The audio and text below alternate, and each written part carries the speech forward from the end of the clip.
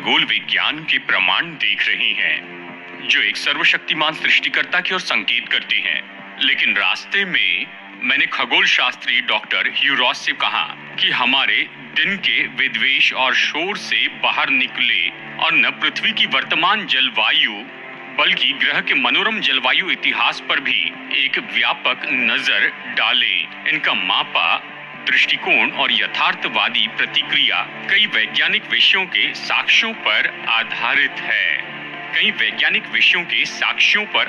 है। मैंने उनसे पूछा कि हम सच में जलवायु परिवर्तन को बदल सकते हैं। हम जलवायु को कैसे स्थिर कर सकते हैं ताकि हम पृथ्वी पर सभी के लिए जीवन को लाभान्वित करें और हमें आर्थिक रूप में भी लाभ हो। उन्होंने जो समाधान दिए उससे हमारे स्वास्थ्य और दुनिया के सबसे गरीब लोगों सहित पूरी मानवता के स्वास्थ्य और कल्याण के लिए भी लाभ होगा। मेरे मेहमान हैं एस्ट्रोनॉमर और एस्ट्रोफिजिसिस्ट डॉक्टर ह्यू रॉस, जिन्होंने फिजिक्स में बैचलर ऑफ साइंस डिग्री हासिल की ब्रिटिश कोलंबिया की यूनिवर्सिटी से और PhD in astronomy university of Toronto से और 5 साल तक कैलटेक में फैकल्टी के रूप में काम किया। प्रोग्राम में स्वागत है। मैं हूं जॉन एंकरबर्ग और आज हमारे बहुत ही विशेष मेहमान हैं। ये है खगोल शास्त्री और खगोल भौतिकविद डॉक्टर ह्यू रॉस। ह्यू ने ब्रिटिश कोलंबिया विश्वविद्यालय से भौतिकी में विज्ञान स्नातक की डिग्री प्राप्त की और टोरंटो विश्वविद्यालय से खगोल विज्ञान में पीएचडी प्राप्त की। फिर 4 साल तक कैलटेक के स्टाफ में शामिल हुए और क्वासर पर पोस्ट डॉक्टरल शोध किया और शायद मैं आज इसमें शामिल हो जाऊंगा। 1986 में उन्होंने रीजन टू बिलीव सेवकाई की भी स्थापना की और इसके बारे में भी थोड़ी बात करने की जरूरत है। हमारा आज का विषय यही है। हमारी पूरी सृष्टि इस बात पर चर्चा कर रही कि हम ऊर्जा को कैसे बचा सकते हैं और जिन चीजों के बारे में हम बात कर रहे हैं उनमें से एक ये है कि परमेश्वर ने हमें इस तरह के निर्देश दिए हैं कि हम ऊर्जा कैसे बचा सकते हैं। लेकिन ऐसा प्रतीत होता है कि हम उनकी कई बातों को पूरी तरह नजरअंदाज कर देते हैं और हम दुनिया भर में विभिन्न स्थानों के बारे में बात करने जा रहे हैं जो मुझे लगता है कि वास्तव में आपको आश्चर्यचकित कर देंगे। ठीक है, आप में से जो कनाडा में है, जो सहारा रेगिस्तान में है, जो कैलिफोर्निया में है, हम आज आपकी ओर आ रहे हैं। लेकिन मुझे शुरुआत इस बात से करनी चाहिए कि मुझे ऐसा क्यों लगता है कि हमने अपने ग्रह की देखभाल कैसे करें इस बारे में परमेश्वर की सलाह को नजरअंदाज कर दिया है। ठीक है, और ये आदम और हव्वा के समय से आता है जहां बाइबल कहती परमेश्वर ने उन्हें आशीर्वाद दिया और उनसे कहा, फूलो फलो और संख्या में बढ़ो, पृथ्वी को भर दो और उसे अपने वश में कर लो, समुद्र की मछलियों और आकाश के पक्षियों और भूमि पर रेंगने वाले सब जीवित प्राणियों पर अधिकार करो। फिर परमेश्वर ने कहा, मैं सारी पृथ्वी पर जितने बीज वाले पौधे और बीज वाले फल वाले सब वृक्ष हैं उन्हें मैं तुम्हें देता हूँ, वे तुम्हारे भोजन के लिए होंगे और पृथ्वी के सब पशुओं और आकाश के पक्षियों और भूमि पर रेंगने वाले सब प्राणियों को, अर्थात जिनमें जीवन का प्राण है, सब हरे पौधों को मैं भोजन के लिए देता हूँ। और ऐसा ही हुआ और परमेश्वर ने जो कुछ उसने बनाया था वो सब देखा और वो बहुत अच्छा था। खैर, इस तरह इसकी शुरुआत हुई। ये उस तरह खत्म नहीं हुआ। आदम और हव्वा ने परमेश्वर की आज्ञा नहीं मानी और फिर मूल रूप में परमेश्वर ने उस जमीन को श्राप दिया जिसे उन्होंने आशीर्वाद दिया था और उन्हें बताया था कि पहले कैसे देखभाल करनी है। लेकिन फिर भी वो चाहता था कि वे मूल रूप में पृथ्वी के आधार रक्षक बने, यानी इस पृथ्वी ग्रह के, इस संसार के संसाधन के संदर्भ में ईश्वर हमसे जो चाहते हैं कि उसका पालन करने में हम बहुत अच्छे बने रहें इस पृथ्वी के संसाधनों के। और ह्यू, परमेश्वर ने हमारी दुनिया में जो संसाधन डाले हैं वे शानदार हैं। क्या आप हमें इसके बारे में कुछ बताएंगे? देखिए, मैंने देखा कि आपने उत्पत्ति 3:17 को उद्धृत किया है। ये कहता है, तुम्हारे कारण भूमि शापित है। ये वह जमीन नहीं थी जो बदली, ये हम इंसान ही है जो बदल गए हैं और इसलिए हम उस जमीन को बर्बाद कर रहे हैं जिसे परमेश्वर ने हमें दिया है। और देखिए, उत्पत्ति 1 में आदेश जहां वह मनुष्यों से कहता है, मैं तुम्हें ग्रह और उसके सभी संसाधनों का प्रभारी बना रहा हूं, इसे अपने लाभ और अन्य सभी जीवन के लाभ के लिए प्रबंधित करें। और जॉन, आज ग्लोबल वार्मिंग और जलवायु परिवर्तन से अधिक राजनीतिक रूप से विवादास्पद कोई मुद्दा नहीं है। यह सचमुच एक ज्वलंत विषय जी है। हाँ। और मेरे पास इस विषय पर दर्जनों किताबें, लेकिन मैंने देखा कि उन सभी में एक समानता है। वे बाइबल के इन सिद्धांतों को याद कर रहे हैं कि हम ग्रह के प्रभारी हैं, और यह कि प्रभु ने हमें संसाधन दिए हैं ताकि हम उनका प्रबंधन कर सके, न केवल अन्य सभी जीवन के लाभ के लिए बल्कि अपने लाभ के लिए भी। और यह भी क्योंकि हमने परमेश्वर के विरुद्ध विद्रोह किया है। हम सब स्वार्थी है, और यह हमारा स्वार्थ है जो हमें उन संसाधनों को नष्ट करने के लिए प्रेरित कर रहा है जो परमेश्वर ने हमें दिए देखिए, हैं। टेलीविजन पर लोग हमें देखते हैं कनाडा, यूरोप, अफ्रीका और दक्षिण अमेरिका के टेलीविजन देखिए पर। जॉन, मैं इन सभी पुस्तकों में जो समानता देखता हूँ वो ये है कि वे सभी कह रहे हैं कि जी। यदि हमें वास्तव में चीजों को सुधारना है तो हमें वास्तव में पर्याप्त आर्थिक बलिदान करने की जरूरत है। और मैं इसे परमेश्वर के वचन के अनुरूप नहीं देखता। इसे अपने लाभ और सभी जीवन के लाभ के लिए प्रबंधित करो। इसलिए मैंने अपनी पुस्तक में जो किया वो मूल रूप से कहता है ये ऐसी चीज है जो हम कर सकते हैं जो जलवायु को स्थिर करेंगे, दरअसल में ग्रह पृथ्वी पर सभी जीवन को लाभान्वित करेगी और हमें आर्थिक रूप से भी लाभान्वित करेगी। ऐसे समाधान है जो बड़े लाभकारी है, जो हमारे स्वास्थ्य और पूरी मानवता के स्वास्थ्य और कल्याण को भी लाभ पहुंचाते हैं, और विशेष रूप से दुनिया के सबसे गरीब लोगों को भी लाभ पहुंचाते हैं।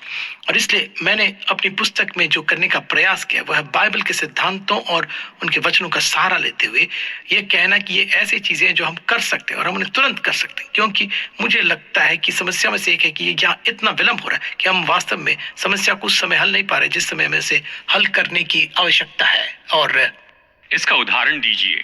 एक उदाहरण यह है कि मुझे लगता है कि आप जानते हैं कि जीवाश्म ईंधन के बारे में दुनिया भर में अभिशाप है। जीवाश्म ईंधन का प्रयोग करने का एक बुद्धिमान तरीका है, मतलब हमारी ऊर्जा समस्या के ऐसे समाधान हैं जिनके लिए जीवाश्म ईंधन की आवश्यकता नहीं है, लेकिन वे अभी तक बहुत अधिक ऊर्जा प्रदान नहीं कर रहे और वे उतने किफायती भी नहीं है। लेकिन अगर हम कोयला जलाना बंद कर दें और इसके बजाय प्राकृतिक गैस जलाएं तो तत्काल आर्थिक लाभ जरूर होगा। बहुत से लोगों को इस बात की जानकारी नहीं है। जब आप कोयले के बजाय प्राकृतिक गैस जलाते हैं तो ग्रीन हाउस गैस 50% कम हो जाती है और उसमें कोई काला कार्बन कालिक नहीं है, ऐसा कोई एरोसोल नहीं है ताकि आपको वायु प्रदूषण न हो। और अब हम जो महसूस कर रहे हैं कनाडा में कुछ शोध के कारण उनके पास पूरे उत्तरी कनाडा में काले कार्बन कालिक को आपने मापने वाले स्टेशन, और वे अब इसे पहचान रहे कि कनाडा के उस हिस्से को गर्म करने में ग्रीन हाउस गैसों की तुलना में ये शायद एक बड़ा कारक है, और कनाडा का वह हिस्सा दुनिया के बाकी हिस्सों की तुलना में 5 गुना तेजी से गर्म हो रहा है। ऐसा क्यों है? क्योंकि लोग कह रहे हैं हाँ, पिछली सर्दियों में कनाडा बहुत अधिक गर्म था और इसके लिए निश्चय ही कारण है जो कि यहाँ अमेरिका में दिखाई नहीं देता है।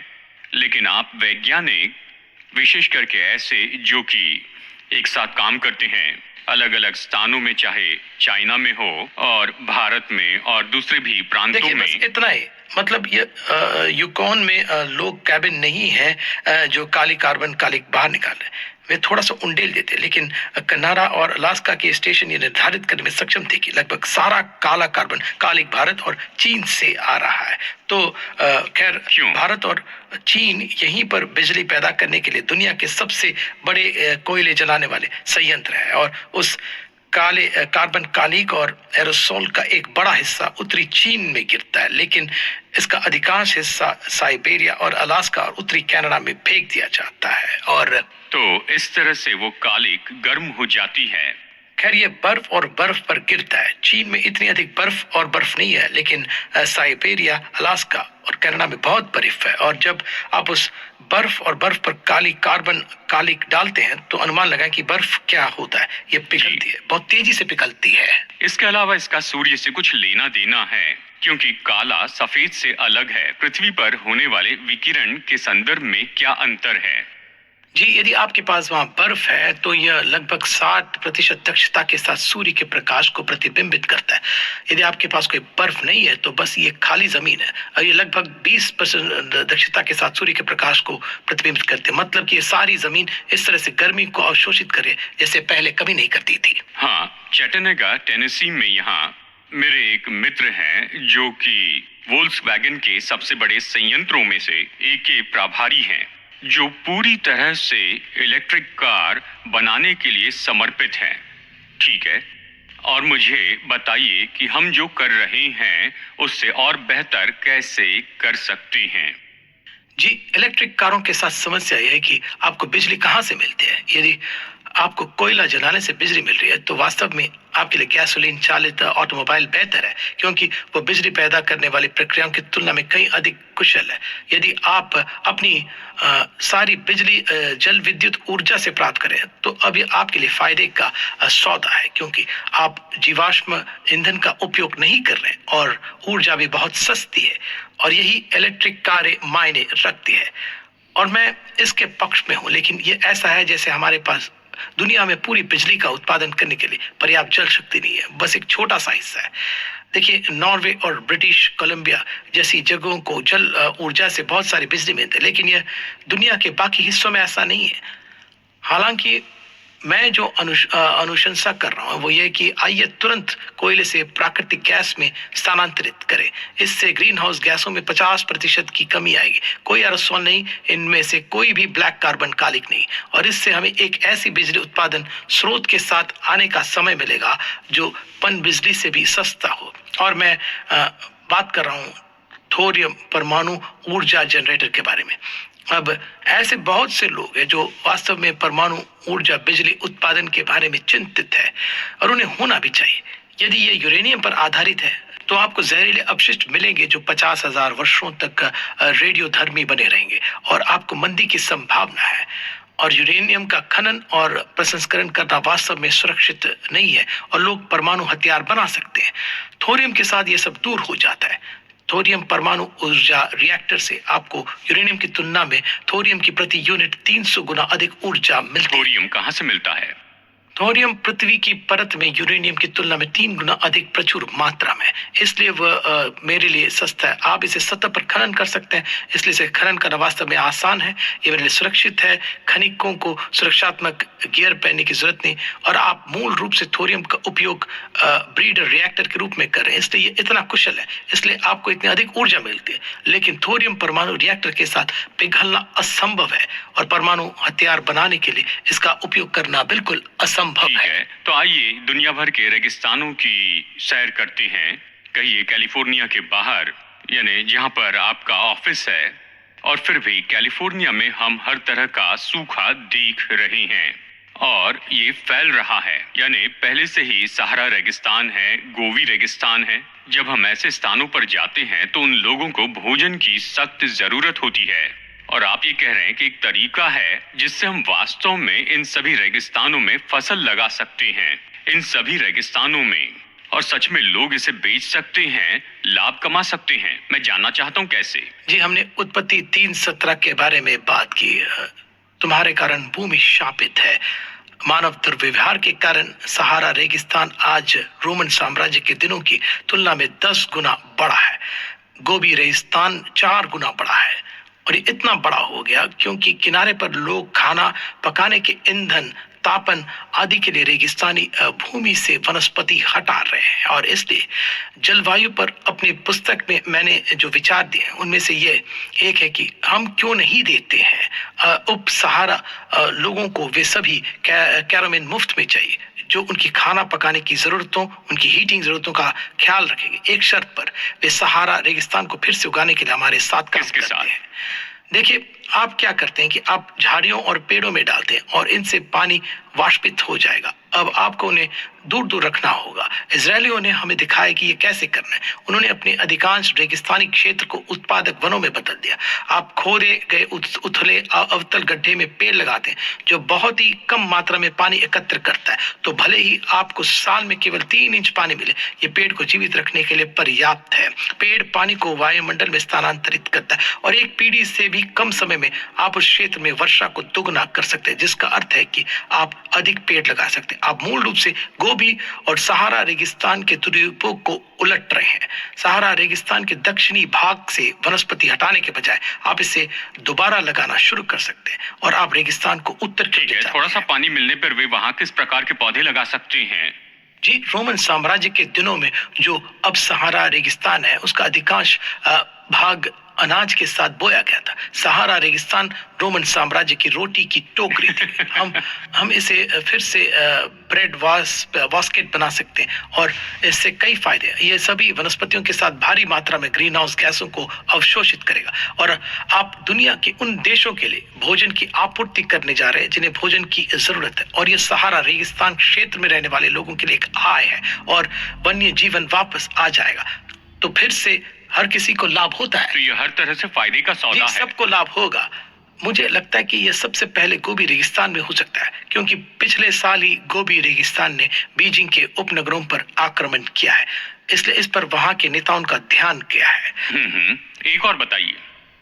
जी, एक और बात यह होगी कि हम अपने वनों का प्रबंधन कैसे करते हैं। आप शायद जानते होंगे कि यहाँ अमेरिका में हमारे पास राष्ट्रीय वन और उद्यान है, जहाँ लोगों को आने और लकड़ी काटने से मना करते हैं। और कुछ वैज्ञानिक अध्ययनों के कारण अब हम जो समझते हैं वो ये कि युवा तेजी से बढ़ने वाले पेड़ वास्तव में पुराने बड़े पेड़ों की तुलना में वायुमंडल से 2 से 4 गुना अधिक कार्बन डाइऑक्साइड खींचेंगे। और जब वे पुराने बड़े पेड़ मर जाते हैं तो वे सड़ जाते हैं और वातावरण में कार्बन डाइऑक्साइड छोड़ते हैं। हमारे लिए बेहतर होगा कि लकड़ी काटने वाली कंपनियां आए और कहें कि हम नहीं चाहते कि आप सफाई दें। जंगलों में जाओ और बड़े पुराने पेड़ों को चुनो जो उस बिंदु पर है जहां वे वास्तव में मर सकते हैं। और ध्यान दें कि ये लकड़ी के लिए सबसे मूल्यवान पेड़ है और आप उस लकड़ी को बेच सकते हैं और आप मूल रूप से उस लकड़ी के को घरों और फर्नीचर के रूप में अलग कर लेते हैं और फिर आप पुनः रोपण करते हैं। केवल साफ न करें, आप इन युवा तेजी से बढ़ने वाले पेड़ों को दोबारा लगाएं। आपको एक स्वस्थ जंगल मिलता है, वो वन्य जीवन के लिए बेहतर है और लकड़ी काटने वाली कंपनियां बहुत अधिक पैसा कमाएंगी। जी, अब समस्या तो ये है ह्यू, दुनिया भर का ये सारा जो प्रशासन है और जनजाति के ऐसे लोग भी हैं, वो नहीं चाहते हैं कि कोई भी उनके क्षेत्र में आ जाए, नहीं चाहते कि कोई बताए कि क्या करना है। वे इनमें से कुछ विचारों को स्वीकार नहीं करना चाहते हैं क्योंकि उन्हें कुछ खो देने का डर है। हम इस पर कैसे काबू पा सकते हैं? मतलब बाइबल के परमेश्वर ने हमें पहले ही अपनी सलाह दी है। जी, दुनिया की अधिकांश सरकारें हमारे सामने आ रहे हैं, जलवायु संकट को लेकर चिंतित है। वे इसके बारे में कुछ करने के लिए बाध्य महसूस करते हैं और मैं अपनी किताब में जो कह रहा हूँ कि उन्हें बस लोगों को आर्थिक प्रोत्साहन देना है। आपको कानून पारित करने की जरूरत नहीं है। देखिए, आपको कोयला जलाने के लिए लोगों को दंडित करने की जरूरत नहीं है। मूल रूप से उन्हें दिखाएं कि यहाँ आपकी ऊर्जा प्राप्त करने का एक और अधिक किफायती तरीका है। और अध्ययन हमें बताते हैं कि यदि आप निवेशकों को दिखा सकते हैं कि आपको प्रतिवर्ष अपने निवेश पर 15% रिटर्न मिलता है तो वे कल ऐसा करेंगे। और इसलिए ये ऐसा तरीका है जिससे हम जिस जलवायु संकट का सामना कर रहे हैं उसका तुरंत समाधान कर सके। लोगों को मजबूत आर्थिक मकसद दे और सरकारों को बस रास्ते से हटने की जरूरत है। मुक्त बाजार को अपना काम करने देना। मुझे लगता है कि बड़ी समस्या है कि लोगों को उन आर्थिक समाधानों के बारे में जानकारी नहीं है जो यही मौजूद है। ये हाँ, जबकि आखिरी 4 मिनट बाकी है तो यहाँ पर मैं अपने विषय को बदलना चाहता हूँ। अगले हफ्ते हम देखने वाले हैं कॉस्मोलॉजी, साइंस और विज्ञान और दूसरी बातों पर चर्चा करेंगे जो सीरीज में हम देख रहे हैं। और निश्चय ही मैंने आपको देखा है 300 से भी ज्यादा विश्वविद्यालय के व्याख्यानों और वाद विवाद में, जहाँ पर लोग ये तो कहते हैं कि हाँ, आप जो कह रहे हैं वो तो सही है कि कैसे परमेश्वर ने दुनिया को डिजाइन किया है और वे बुद्धिमत्ता से मानते हैं कि ये सच है, ये तथ्य तो सत्य हैं, लेकिन अपने लिए वे बाहर मौजूद परमेश्वर के साथ कोई व्यक्तिगत ऐसा संबंध रखना नहीं चाहते हैं। आप ऐसे लोगों को कैसे जवाब देंगे? जी, बहुत से खगोल शास्त्री और भौतिक शास्त्री मुझसे सहमत है। जब मैं ब्रह्मांड और पृथ्वी को देखता हूँ तो मुझे ये जबरदस्त सबूत दिखाई देता है कि विशेष रूप से हम मनुष्यों के लाभ के लिए डिजाइन किया गया। वे अपने साथियों के बारे में चिंतित है। अगर मैं वास्तव में अगला कदम उठाऊं और उस व्यक्ति के साथ संबंध विकसित करूं जिसने ये सब डिजाइन किया है, तो मेरे साथी मेरे बारे में क्या सोचेंगे? और वे चिंतित है कि यदि वे खुद को ईसाई के रूप में पहचानते तो लोग ईसाई समुदाय में सभी नकारात्मकताओं को देखेंगे और मूल रूप से उन पर थप्पड़ भी मार सकते हैं। मेरा मतलब, मैंने पॉल डेविस के साथ कई संवाद किए हैं जहां वो कहते हैं मैं ईसाई धर्म में जो देखता हूँ वो मुझे पसंद है, लेकिन मैं उस बोझ को संभाल नहीं सकता। मुझे लगता है कि हमें उस बोझ से उभरने में उनकी मदद करना है। हाँ, हम सभी पापी हैं और इसलिए हमें आश्चर्यचकित नहीं होना चाहिए कि चर्च में पापी लोग हैं, ऐसी चीजें हैं जो हमें पसंद नहीं है, लेकिन हमें इसे सुधारने के लिए काम कर सकते हैं। हमें यही करने के लिए बुलाया गया है। चर्च को उस रूप में परिवर्तित करें जैसा कि ब्रह्मांड के निर्माण मसीह चाहते कि ये दुनिया के सामने प्रकट हो। जो युवा वैज्ञानिक आगे आ रहे हैं वो ये पहचानना शुरू करते हैं कि प्रकृति में जहां भी आप देखते हैं वहां एक डिजाइनर होता है। ठीक है, आप उन्हें अभी क्या करने की सलाह देंगे, क्योंकि एक समय ऐसा था जब आपने खुद ऐसी समस्या का सामना किया। जी, वे यह पहचान रहे हैं कि वे संपूर्ण ब्रह्मांड में व्यापक डिजाइन देखते हैं। मैं उन्हें अधिक व्यापक रूप से देखने के लिए प्रोत्साहित कर रहा हूँ। हमारी आकाशगंगा में डिजाइन को देखिए। हमारे आकाशगंगा समूह, हमारे ग्रह, चंद्रमा, हमारे साथ आने वाले ग्रहों के डिजाइन को देखिए और महसूस करें कि ये सर्वव्यापी है। इससे कोई फर्क नहीं पड़ता कि आप कहाँ देखते हैं, इससे कोई फर्क नहीं पड़ता कि आकार, पैमाना क्या है, मूलभूत कणों तक हम इस जबरदस्त सबूत को देखते हैं कि इसे न केवल जीवन को संभव बनाने के लिए बल्कि इंसानों को संभव बनाने के लिए डिजाइन किया है। एक ग्रह पर हमसे कुछ ही नहीं, बल्कि एक ग्रह पर हम में से अरब लोग हैं। और हाल ही में मैंने अपने वैज्ञानिक साथियों के साथ जो साझा कर रहा हूँ वो यह कि बाइबल में हमें बताया गया है कि परमेश्वर ने कुछ भी बनाने से पहले ही मुक्ति के अपने कार्य शुरू कर दिया था। और मैं कहता हूँ, देखिए, मुझे पता है कि आप अभी तक विश्वासी नहीं है, लेकिन यदि आप अपना वैज्ञानिक शोध बाइबल के मुक्तिवाद परिप्रेक्ष्य से करेंगे तो आप वैज्ञानिक खोजें करने में अधिक सफल होंगे। इसका परीक्षण कीजिए और आप देखिए कि इसका क्या होता है। हाँ, मुझे वो मकसद भी पसंद है जो परमेश्वर ने हमें पवित्र शास्त्र में दिया है। यह हमें बताता है कि परमेश्वर ने ये सब किया और उसने एक कारण से क्रूस पर मरने और हमारे पापों का भुगतान करने के लिए यीशु को इस दुनिया में भेजा। ये बहुत ही सरल है, बहुत से लोग ये वचन जानते हैं। यूहन्ना 3:16 ये कहता है कि परमेश्वर का उद्देश्य था, परमेश्वर ने जगत से ऐसा प्रेम रखा कि उसने अपना इकलौता पुत्र दे दिया ताकि जो कोई इस पर विश्वास करे वो नाश न हो परंतु अनंत जीवन पाए। वो रिश्ता शुरू किया जा सकता है और आप फिर से उस डिजाइन का आनंद ले सकते हैं जिसे आप देखते हैं कि परमेश्वर ने हमारे संसार में रखा। अब अगले हफ्ते हम बहुत ही दिलचस्प ऐसा प्रोग्राम करने वाले हैं और उसका संबंध तो है, कहिए 40-50 साल पहले जब मैं विश्वविद्यालयों में बैठकर अपनी सभी डिग्रियां प्राप्त कर रहा था। स्कूल के समय मैं सेकुलर विचारों में जा रहा था और मैंने बहुत से साइंटिस्ट को सुना जो कि आपके मित्र हैं। ठीक है, उस समय वे बिग बैंग के खिलाफ थे, वे स्थिर अवस्था सिद्धांत के पक्ष में थे और ये सभी अलग थियरीज। और इतने साल में जैसे सबूत सामने आते चले गए, उन्होंने अपना मन बदल दिया और हम अगले हफ्ते दर्शकों को दिखाएंगे यही वैज्ञानिक उस समय क्या कहा करते थे और अभी क्या कह रहे हैं। और आप उनमें से लगभग सभी को जानते हैं, ठीक है, और हम आपसे टिप्पणी लेने जा रहे हैं। उनमें से कुछ कहते हैं कि ये तो सही है, आप जो कह रहे हैं वो सही है, लेकिन मैं मसीह को स्वीकार करना नहीं चाहता क्योंकि उसका अनुकरण नहीं करना चाहता। मैं ऐसा नहीं करना चाहता हूं। हमारे पास इसके लिए भी जवाब है। तो दोस्तों, मुझे उम्मीद है आप हमारे साथ जुड़ेंगे, तो कुछ समय तक बने रहिए। मैं आपसे व्यक्तिगत बात करना चाहता हूं।